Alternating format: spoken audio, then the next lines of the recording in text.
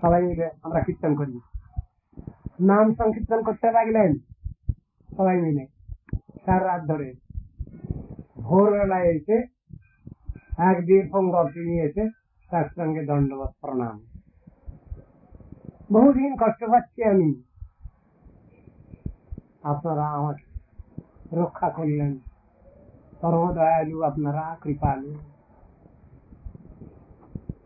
আপনাদের এই নাম কীর্তন শুনে আমার কল্যাণ হয়েছে।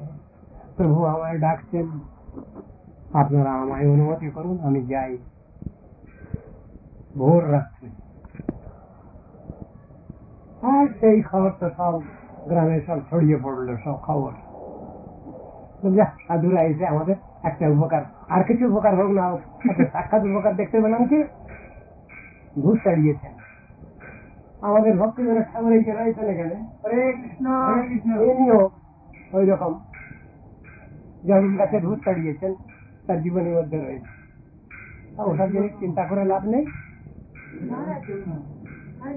সাক্ষাৎ বিধানে শ্রদ্ধ করলে এবং মহাপ্রসাদ দিলে তার সদ্গতি হবে, অপগতি হবে না, এইটাই বলতে পারি। কত ব্যাপার আছে এ সম্বন্ধে।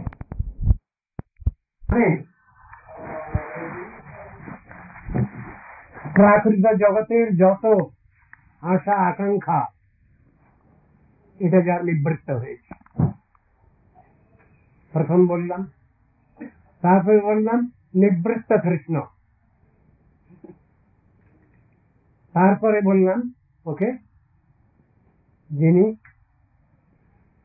নানা অপরাধ অতীত, তিনি হলেন শুদ্ধ চিত্ত ব্যক্তি। আর যতদিন পর্যন্ত আমাদের নাম অপরাধ হচ্ছে,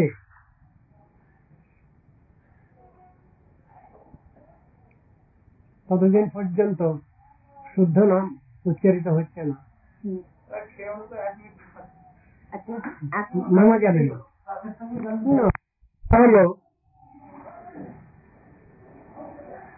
নামাভাস কবু, নামাভাস কবুয়ে, নাম কবু নয়। নাম অপরাধ, শুদ্ধ নাম যখনই বলা হবে তখনই তার হয়ে গেছে, তখন তার বাস্তব ক্ষেত্রটা আরম্ভ হয়ে গেছে, যিনি শুদ্ধ নামে অবস্থিত। কার হবে সেটা বলছেন অভিন্নতাৎ নামনামিন যে শ্লোক আছে, তিনি তারই উদ্দিষ্ট ব্যক্তি।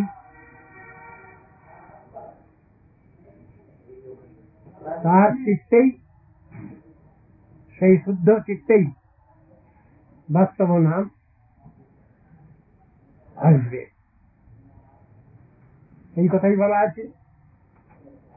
সেই চেতনা জিহ্বায় শুদ্ধ নাম উচ্চারিত হবে, এই কথাই বলা আছে। এর আবার আর কি ব্যাখ্যা হবে? যদি সাধ্য নয় ওটা, তাহলে এমন ভাবে শুদ্ধ চিত্তে বাস্তব নাম, ঠিক ঠিক নাম ঝঙ্কৃত হবে, সেই চেতনা জিহ্বায় উচ্চারিত হবে, সেই সেবন মুখে এই জিহ্বাদৌ স্বয়মেব স্ফুরত্তদ, সেই কথাটা তখন। তার মানে ওকে বলা যায় তিনি তত্ত্বে প্রতিষ্ঠিত। তত্ত্বে প্রতিষ্ঠিত মানে তো হয়ে গেল। আর তত্ত্বে প্রতিষ্ঠিত যতদিন না হচ্ছে একজন, ততদিন পর্যন্ত তার সাধন পর্যায়, সাধন পর্যায়ের শেষ সীমা তো ওই বাস্তব উপলব্ধি। সাধন পর্যায়ে যেখানে শেষ হচ্ছে সেখানে বাস্তব উপলব্ধি তার এসে গেছে। তখন তার যে ক্রিয়াটা, অনুষ্ঠানটা চলছে, সেটা সবটা বাস্তব। তখন আর এটাও হতে পারে ওটাও হতে পারে এমন কথা নাই। বাস্তব যেটা সেইটাই এসে গেছে, তার ভাব ভক্তিতেও এসে গেছে, ওটা প্রেম ভক্তিতে তো নিশ্চয়ই এসেছে। তিনি তত্ত্বে প্রতিষ্ঠিত। তখন তার সব ভুল বোঝাবুঝি কেটে গেছে, সব মিসআন্ডারস্ট্যান্ডিং দূরে সরে গেছে। তিনি অবস্তুকে বস্তু তখন বলেন না, বাস্তব বস্তুকেই বাস্তব বস্তু বলেন। উল্টো হবে না, তার ভুল হবে না, ভ্রান্তি হবে না, কখনোই হবে না, এমনই অবস্থা। সেই কথাই তো বলছেন, বুঝাচ্ছেন। তো কি বলবো তাহলে? শাস্ত্রীয় বিচার হচ্ছে এইটা। সাধন পর্যায়ে সাধক সাধিকা যতক্ষণ পর্যন্ত আছেন সাধন পর্যায়ে, ততক্ষণ পর্যন্ত এক রকমের অবস্থা। কিন্তু সাধনের প্রাপ্তিটার হয়ে গেল যখন, তখন আর ভুল বুঝাবুঝিটা কেটে গেছে সব। তখন তিনি আর ভগবানকে ভুল বুঝবেন না, গুরু বৈষ্ণবকে ভুল বুঝবেন না, সে ক্ষেত্রই নাই। কথাটা তো এইরকম, কথাটা তো এইরকম।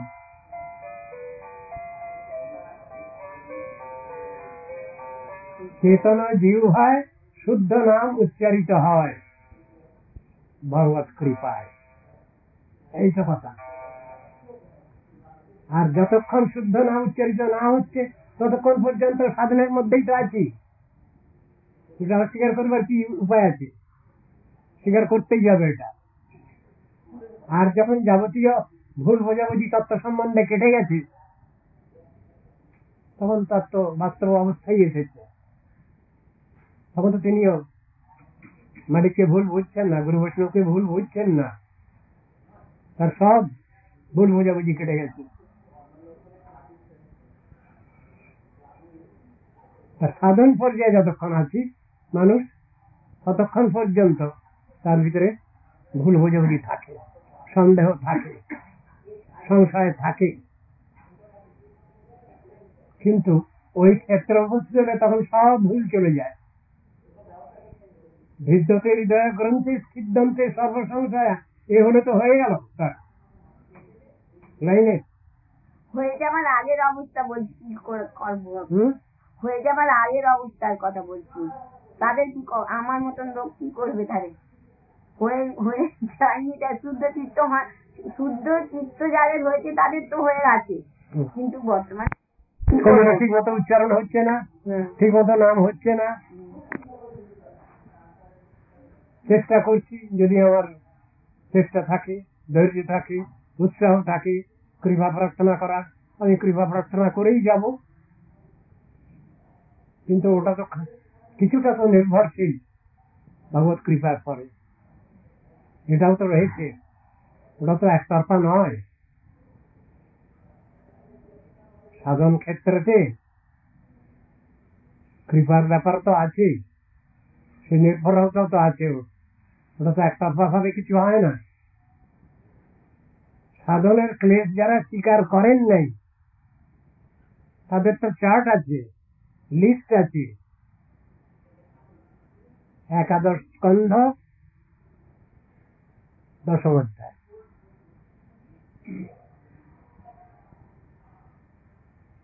না ভুল বললাম বুঝি?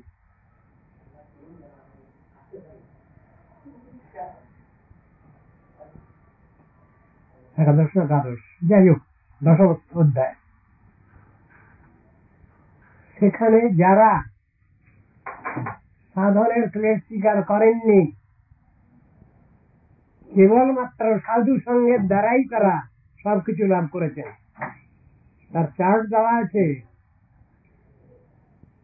তার ভিতরে পশু আছে, পাখি আছে, যাদের সাধারণভাবে অধিকার নেই তাদের সব অধিকার আছে, সব রকমের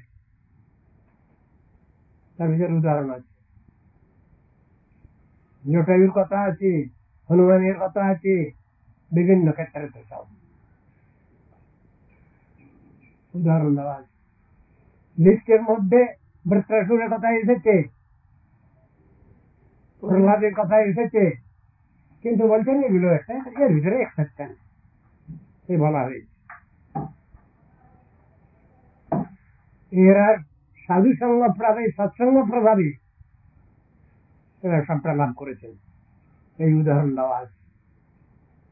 সেটা দেখতে হবে। গোপীগণের কথা আছে, সব গোপী নয় অবশ্য, তার ভিতরে বাছাবাছি আছে, তাদের কথাও ওর ভিতরে আছে। কেবল সাধু সঙ্গের দ্বারা, সৎসঙ্গের দ্বারাই তাদের প্রাপ্তিটা হয়েছে। Exceptional case, general rules and regulations মেনে কর্ম পর্যায়ে তেমন ভাবে সাধনটা তাদের করতে হয়নি। স্পেশাল কেস বলা চলবে, সেটা বলা চলে, কিন্তু ক্ষেত্র আছে বিভিন্ন রকমের। কোন সাধক সাধিকা সাধনা করছেন, ভগবানের যদি ইচ্ছা হয় তিনি তাকে ডাবল ট্রিপল প্রমোশন দিয়ে দেন। কেউ খুব কান্নাকাটি করছেন,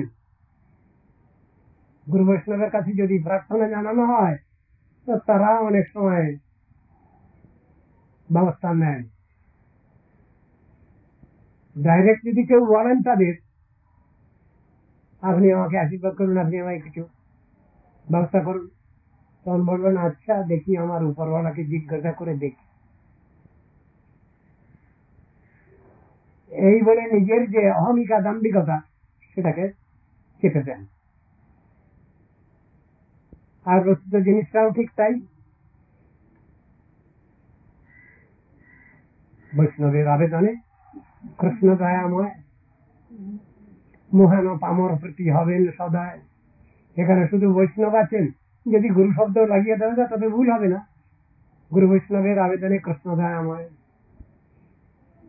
যদি কিছু বলেন, এই ছেলেটা এই মেয়েটা কান্নাকাটি করছে বড্ড, ঠাকুর তুমি একটু দেখো, সেখানে ভগবান তো স্পেশাল ব্যবস্থা নিয়ে না, বলছে একজন, সার্টিফাই করছে একজন, সে কথা তো আছে, কথাটাই তো আছে, আবেদন সব রকমই আছে, কিন্তু কোনোটা একতরফা ঠিক হয় না।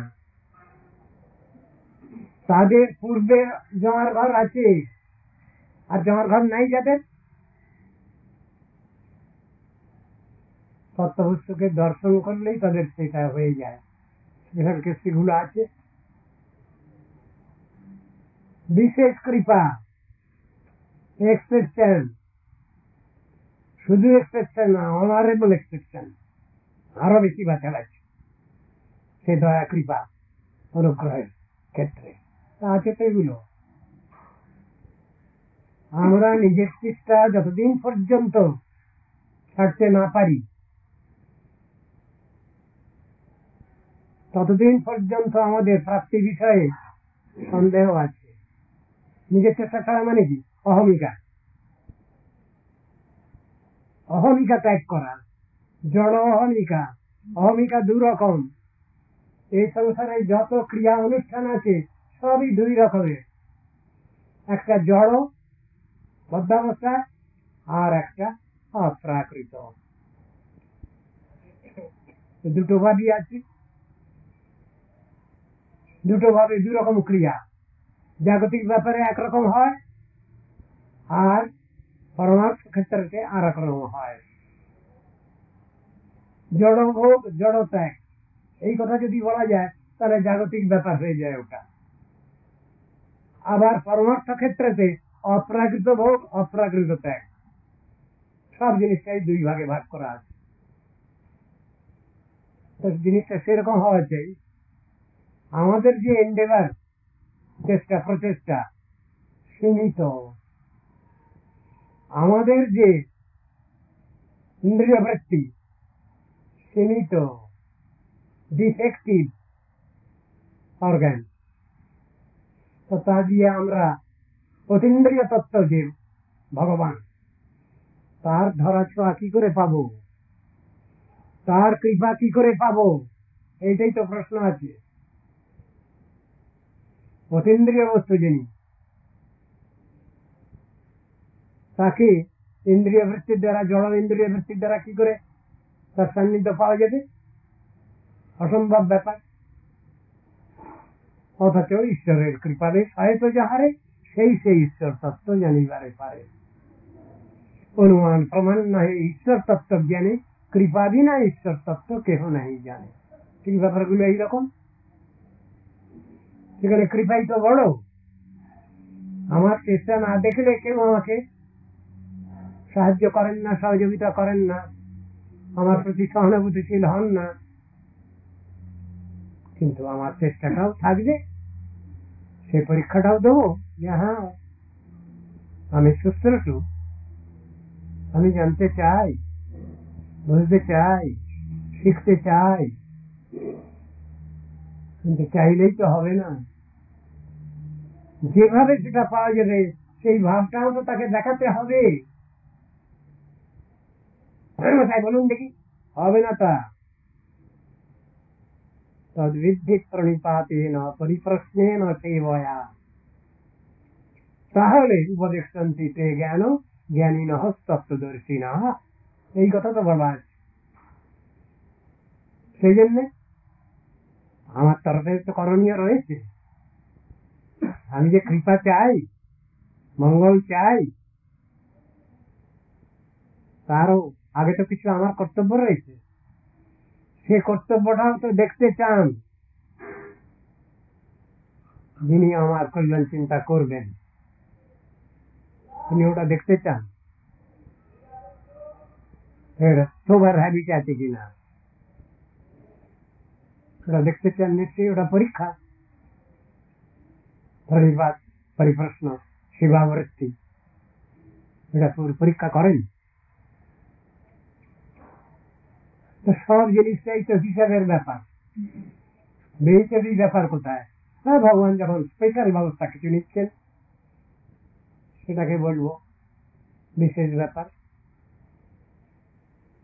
আর সাধারণ ছাত্রছাত্রীরা যেমন পড়াশোনা করে, যেমন প্রমোশন পায়, তেমন ভাবে যদি চলি, ওটা সাধারণ আইনের মধ্যেই চলা। তার ভিতরে বিশেষ ক্ষেত্র আছে। বহু ছেলে মেয়ে ফেল করেছে, 5 নম্বর কি 10 নম্বর যদি গ্রেস দেওয়া যাচ্ছে, তাহলে বহু ছেলে মেয়ে পাস করে যাচ্ছে। ও একরকম হলো। আর নিজেদের হিম্মতে, ট্যালেন্টে, ব্রেনেতে পাস, সেটা আর একরকম হলো। 10 নম্বর গ্রেস দিয়ে পাস, সে একরকম হলো। আবার যদি এমন কোনো শর্ত আসে, কিচ্ছু লাগবে না, তোমাদের পরীক্ষা টরীক্ষা কিছু দিতে হবে না, সব পাস। আজকালকার বাজার যেমন, ওদের পরীক্ষা না দিয়েই পাস। আবার পরীক্ষা দিচ্ছে বারবার, বারবার পরীক্ষা দিয়ে পাস করছে, ফার্স্ট ক্লাস ফার্স্ট হচ্ছে, কিন্তু তার রেজাল্ট আউট হচ্ছে না। কেউ তো রয়েছে, তার রেজাল্ট আউট হচ্ছে না, জানাচ্ছে না সংস্থা যে এই ডিভিশনে পাস করলো, জানতেই দিচ্ছে না। তাও তো আছে, সব রকমই ব্যাপার আছে। কিন্তু ভগবান তিনি অবস্থা বুঝেই সব ব্যবস্থা নেন, এ কথা তো সত্য। আমার কিছু জমার ঘর থাকা দরকার আছে, সাধনের জমার ঘর না থাকতে পারে, কিন্তু সদ্ভাবনা সদ্বৃত্তির জমার ঘর তো থাকতেই পারে। হাত জোড় করা, হাত জোড় করা দু রকম, একটা কপটতা করে, আর একটা আন্তরিক ভাবে। সত্য সত্যই আমি কিছু জানি না, বুঝি না, মূর্খ, বাচাল,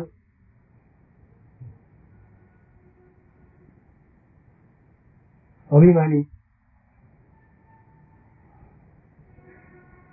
দু রকমই আছে। বহু গুণে গুণী,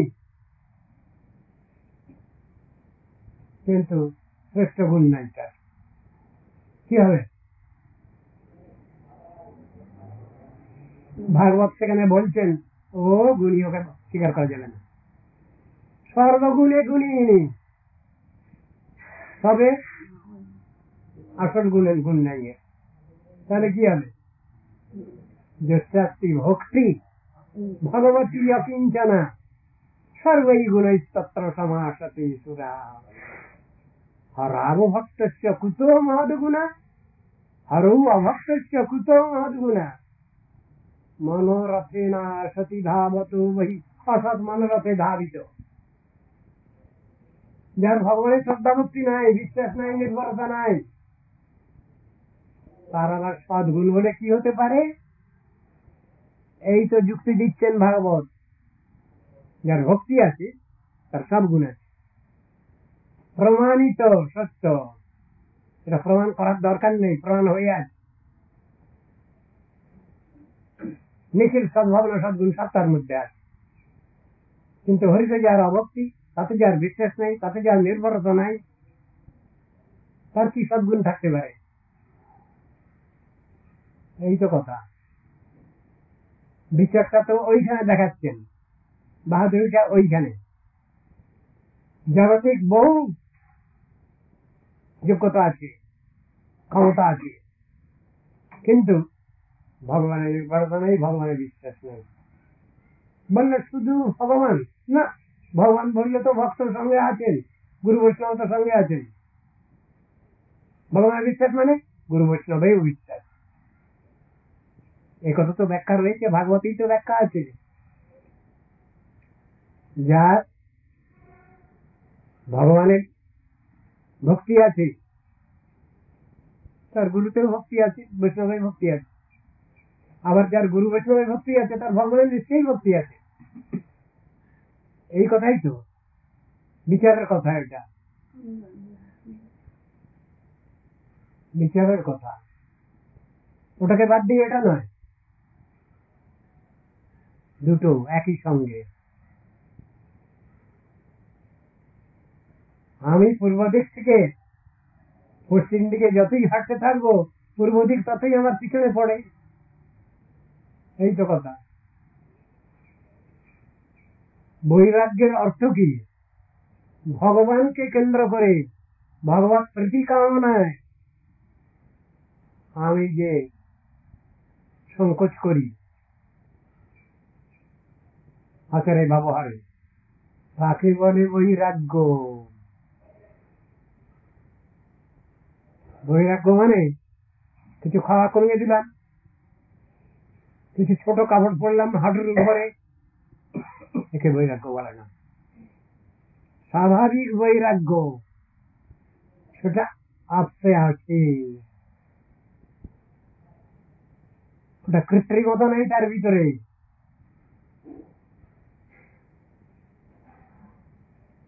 জ্ঞান বৈরাগ্য ভক্তির সহায়ক, কিন্তু ভক্তি মহাদেবেরই বাহাদুরি।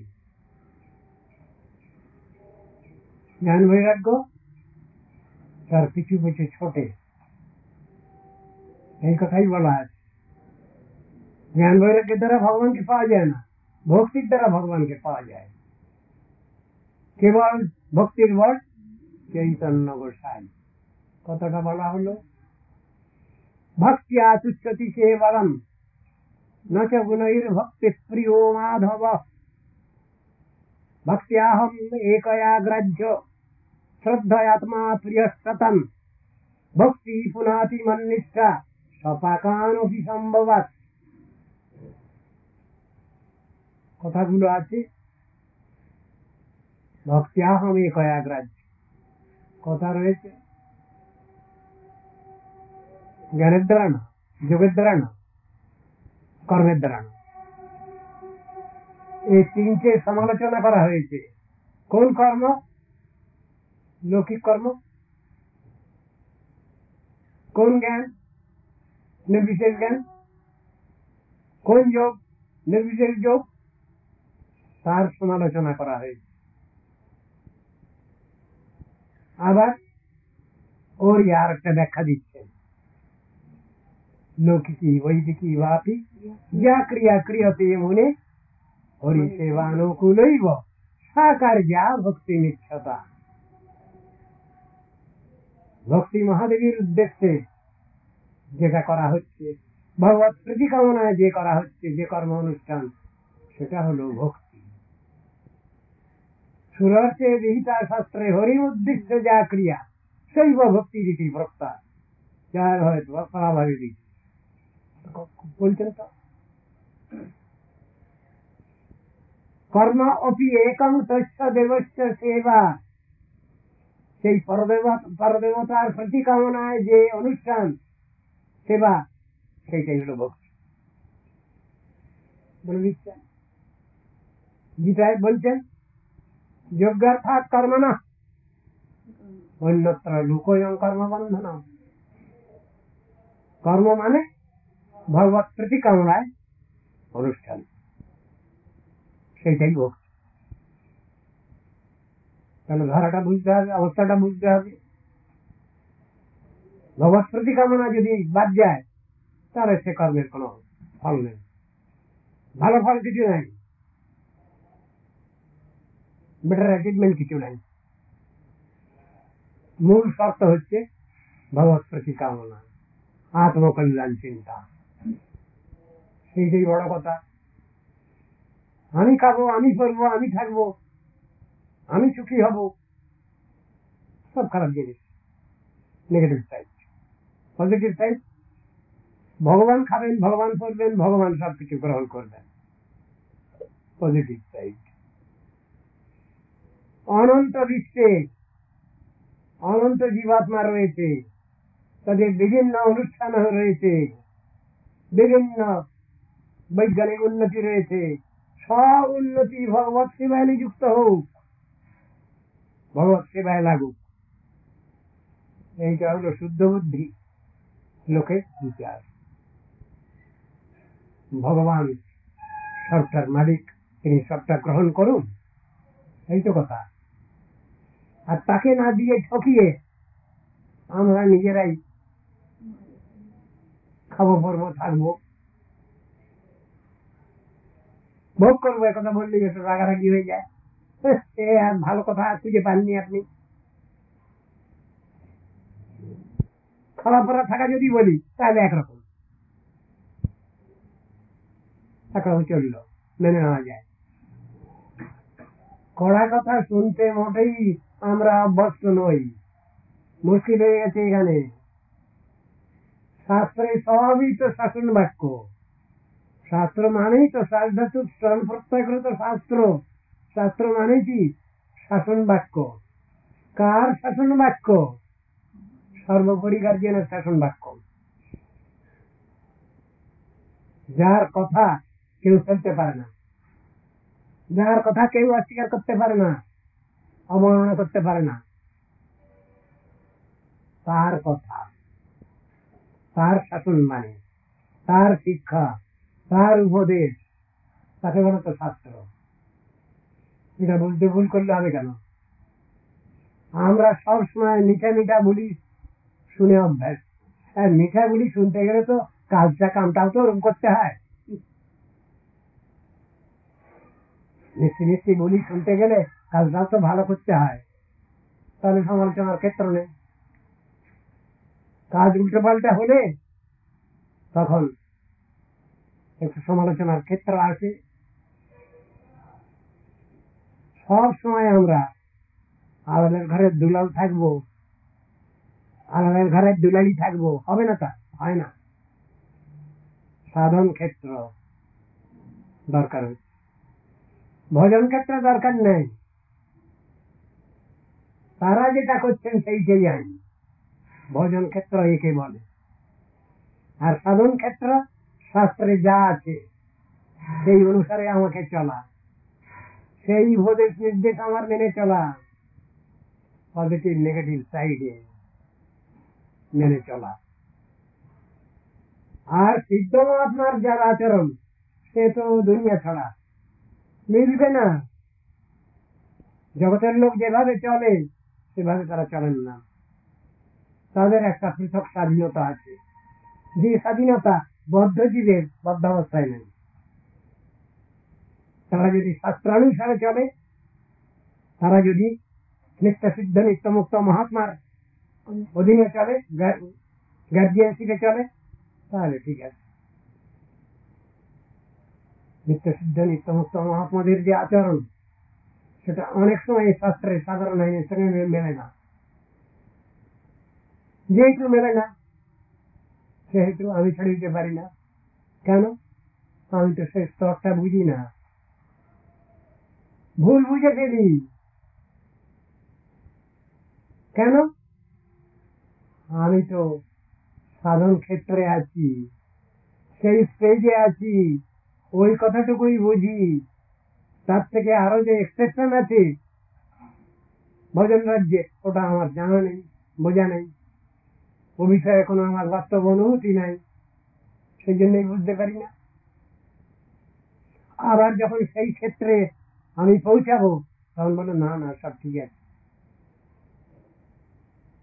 দেখতে এরকম মনে হচ্ছে, তা বললে তো হবে না।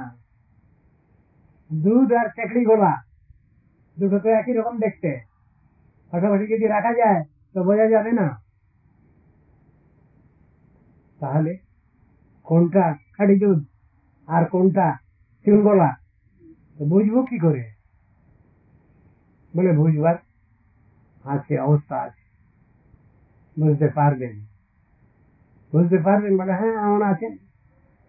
মানুষ নয়, একটা পাখি ধরা হোক, রাজহাঁস, রাজহাঁসকে কি বলবে? পাখি বলবে না? পাখি। দুধে জলে মিশিয়ে দেওয়া হোক তাকে, দুধটা খেয়ে ফেলবে, জলটা পড়ে থাকবে। আমাদের সব পরমহংস গুরু বৈষ্ণবগণের আনুগত্য দরকার। হংস জাতি ছিলেন সত্য যুগে, কিন্তু পরমহংস যারা ছিলেন লিমিটেড ভিউ, তারাই তাদের দেখাশোনা করতেন, দেখভাল করতেন। ধর্মীয় ভাবটা পূর্ণ মাত্রায় ছিল। এর নাম সত্যযুগ। ধর্মের এক পাদ খসে গেল, এলো ত্রেতা যুগ। সত্য, শৌচ, দয়া, দান, এই চারটা হলো ধর্মের। সত্যযুগ যেই সরে গেল, সত্য চলে গেল, শৌচতে, শৌচ, দয়া, দানে ত্রেতা। দ্বাপর যুগ এলো, সত্য, শৌচ চলে গেল।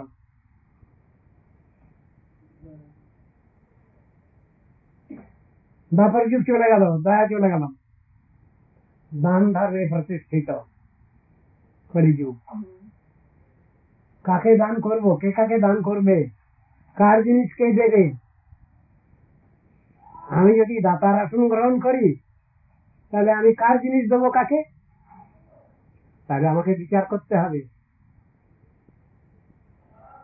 দান গ্রহণের উপযুক্ত পাত্র খুঁজতে হবে আমাকে, তাই বুঝে তো আমি দেবো, দান করব।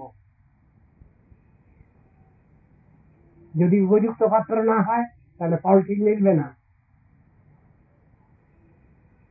যার অভাব নাই, তাকে যদি আমি কিছু দান করতে যাই, তিনি বলবেন আমার লাগবে না, তাহলে কাকে দান করব? যার অভাব নেই তাকেই দান করা হচ্ছে, এর নাম কলিকাল। পাত্র পাত্র বিচার নেই, কি হবে সেখানে? যার কোনো অভাব নেই, যিনি স্বভাবে প্রতিষ্ঠিত, তাকে কিছু দিলেই তিনি সন্তুষ্ট হবেন না। ভগবান এসে যদি বলেন এই না মুক্তি না, বলছেন আমার লাগবে না, কি মুক্তি দিচ্ছি, নেবে না? না। কেন নেবে না? আমি যদি মুক্তি চাই তোমার কাছে, তাহলে আমি তো ওতেই বেঁধে যাব, ও হবে না। আমি তোমাকে ছাড়তে পারবো না, আমি সব ছেড়ে দেবো, কিন্তু তোমাকে ছাড়তে পারবো না। কেন থাকবে না? তো তুমি থাকলে তো আমার সবই আছে, আমার কোনো অসুবিধা নেই, আমার সব থাকলো। আর তোমাকে যে ছেড়ে দেয় জীবনের সংসারে, যে তোমাকে ত্যাগ করে, সে তো সবই ত্যাগ করে বসলো, তার তো ত্যাগের কোনো মানে নেই। সুতরাং প্রাকৃতিক জগতের যে ত্যাগ আর ভোগ, এই দুটোই খারাপ। এই জন্য গৌড়ীয় সিদ্ধান্তের মধ্যে আছে আমরা ভোগ ত্যাগীও নেই আর ত্যাগীও নেই, বিচারের কথা এগুলো। আমরা ভোগও করতে পারি না, সে ক্ষমতা নেই আমাদের, আবার আমরা ত্যাগও করতে পারি না, কোনোটাই অধিকার নেই। কেন? ঈশাবাস্যভিদং সর্বম যৎকিঞ্চ জগত্যাং জগৎ তেন তত্তেন ভঞ্জিকামাগৃহকস্য সিদ্ধনম। ভগবানের দেওয়া জিনিস যতটুকু দেওয়া আছে সেইটুকু নিয়ে চলতে হবে, সেইটুকু নিয়ে খুশি হতে হবে। রেশন কষা আছে, তার বাইরে কিছু আমি রাখতে পারবো না, যদি রাখবার চেষ্টা করি বেরিয়ে চলে যাবে। হেভি ড্রেনেজ কিরকম, ওই চোর ডাকাত গুন্ডা বদমাশ নিয়ে নেবে, আমি রাখতে পারবো না। কিন্তু যদি আমি ভগবত সেবা করি তাই দিয়ে, তাহলে ভগবান একটা ব্যবস্থা নেন। কিন্তু আমি ন দেবায় ন ধর্মায় করে ফেললাম, আমি নিজেও খেলাম না, নিজেও পড়লাম না, আর ভগবানকেও দিলাম না, তাহলে ন দেবায় ন ধর্মায় হয়ে গেল। মূর্খ আহাম্মকের বিচার, তা করলে হবে না। যা কিছু আছে এই জগতে সবই ভগবানের দেওয়া। তেন ভঞ্জিতা, তুমি কতটুকু নেবে তার সেবা করো আগে, তারপরে প্রসাদ অবশেষ রূপে নেবে।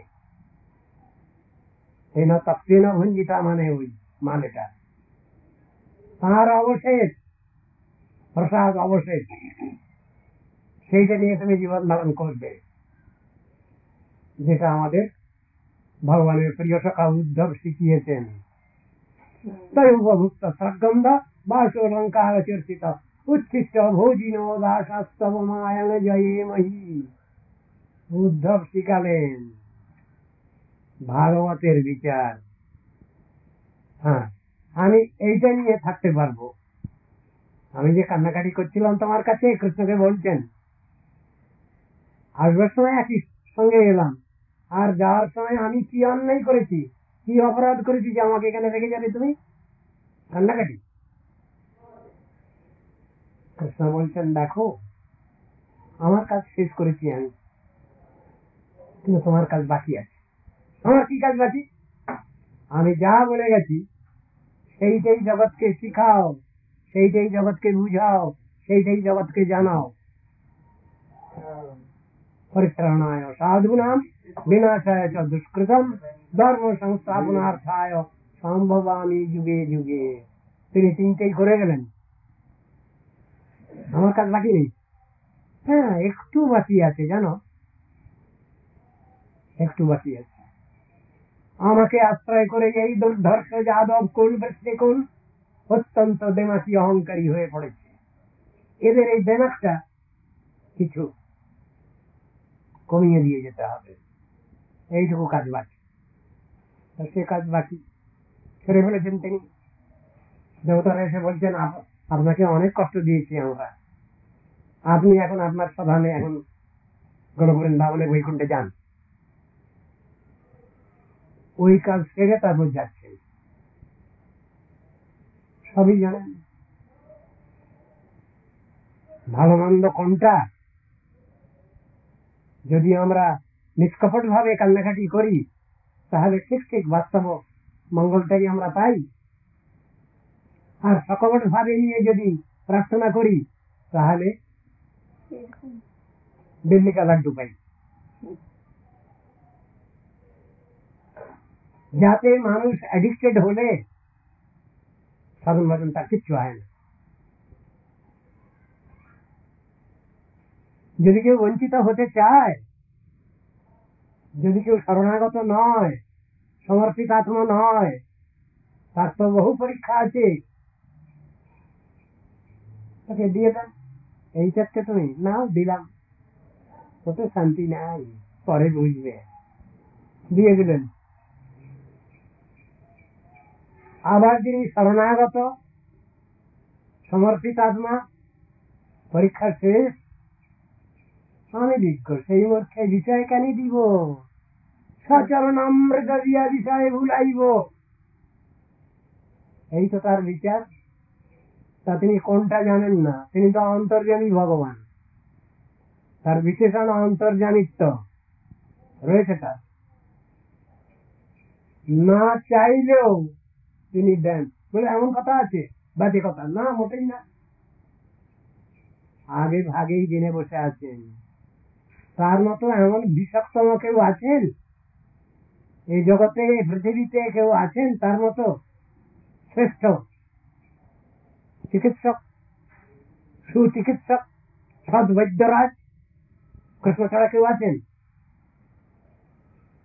বাচ্চা বয়সে কৃষ্ণ যাত্রার শুনতাম, কৃষ্ণ গেছেন এক জায়গায় চিকিৎসকের এই নিয়ে, এটা ঝুলিয়ে আছে কাঁধে, সেই জিনিস নিয়ে উনি বলছেন, আচ্ছা সব রোগের ঔষধি আমার এই ঝুলির ভিতরে, আমি চাই না কিছু পয়সা করি, বিনা পয়সায় বিক্রি করি, আমি যাই গো ছুটে তারি বাড়ি যেটাকে মোরে, আছে সব রোগের ঔষধি আমার এই ঝুলির ভিতরে। তার মতো এরকম ধরনের সদ্বৈদ্যরাজ সুচিকিৎসক কে আছেন এই জগতে? হ্যাঁ, নারদ ঋষি কিছু কিছু আছেন বলা যাবে। নারদ ঋষির উদাহরণ রয়েছে। ধনকুবেরের দামাল ছেলে দুটো বড় গন্ডগোল করছিল, তাদের প্রতি অত্যন্ত কৃপান্বিত হয়ে ব্যবস্থা নিয়েছিলেন। হ্যাঁ, তোমরা দেবতা, আর দেবতা হয়ে হ্যাঁ মনুষ্য গোষ্ঠীর উপরা তোমরা এরকম করছো, ঠিক না? অভিসম্পাদ দেবেন। তারা প্রথমে বুঝতে পারেনি, মনে করেছে অভিসম্পাদ, তা নয়, আশীর্বাদ করেছেন। পরম কৃপালু দয়ালু নারদ ঋষি আশীর্বাদ করেছেন ওদের, দিব্য শতবর্ষ বাদে তোমাদের উদ্ধার হবে। যেমন কান্নাকাটি আরম্ভ করেছে, যাও দুজনে মিলে যমলার জন্য বৃক্ষ হয়ে জন্মগ্রহণ করো পৃথিবীতে। কত গাছ গাছালি পড়ে রয়েছে, নারদ ঋষি খুঁজে খুঁজে যমলার জন্য বৃক্ষ কেন বললেন? ডাক্তার লোক তো, বৈদ্য তো, সেজন্য বলছেন যমলা অর্জুন। মদ মাতলামি করে করে গেছে কলিজা শেষ, হার্ট লাংস স্টিমুলেটিং ওষুধ যমলা অর্জুনের ছাল ভিজানো জল। সেই জন্য বলেছেন, তোমরা তো মনে করে নিয়েছো অজ্ঞানতাটাকে লোপ করে দেওয়াই আনন্দ, এই তোমরা ভেবেছ, মূর্খ কথাকার। যাও, এটা শরীর স্যাটিসফাইড হবে এই বৃক্ষ জন্য। যমলার্জুন বৃক্ষ হতে বলেছেন কেন? হার্ট লাংস ঠিক হবে, এইটাই নারদ ঋষির আশীর্বাদ। অন্য বৃক্ষ বলেননি, যমলার্জুন গাছ হতে বলেছেন। কৃষ্ণ তো সর্বোপরি মালিক, নারদ ঋষি। আমাদের শিব ঠাকুর কম নাকি? তিনিও কমানো খুব বড় চিকিৎসক। তারপরে হয়তো ধন্বন্তরী। ধন্বন্তরী কি বলছেন? শরীরঞ্চন অবচ্ছিদ্রম ব্যাধিগ্রস্ত নিরন্তরম ঔষধম জন্মীতোয়ম বৈদ্য নারায়ণ হরিহি, বলছেন ধন্বন্তরী। আর শিব ঠাকুর কি বললেন? আরো ভালো কথা বললেন, অচ্যুত আনন্দ গোবিন্দ নামোচ্চারণ ভেষজাত নশ্যন্তি সকলা রোগা সত্যং সত্যং বদাম্যহম। হরে কৃষ্ণ। এই তো কথা, এরা সব সুচিকিৎসক, সদ্বৈদ্য, কিন্তু কৃষ্ণ তো সকলের উপরওয়ালা, গার্জিয়ান। তার কাছে যেসব ওষুধ আছে ভীষণ এফেক্টিভ ওষুধ। ভগবান নাম, নাম ব্রহ্ম, নাদ ব্রহ্ম, তার উপাসনা, ওই নিয়েই বেদান্ত দর্শন শেষ হলো। বেদান্ত দর্শনের শেষ সূত্র কি? দুবার রিপিট করলেন অনাবৃত্তি নম ব্রহ্মনাদ ব্রহ্মের ব্যবস্থা দিলেন।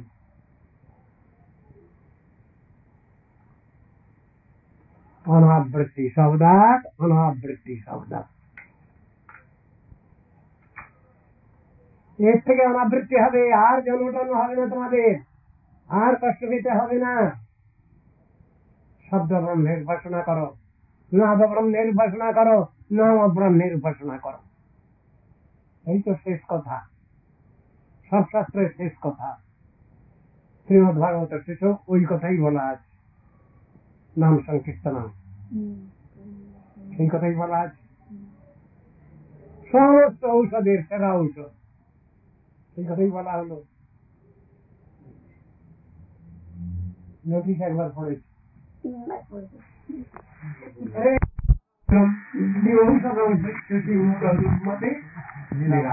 কৃষ্ণ রসায় অনুমতি কৃষ্ণ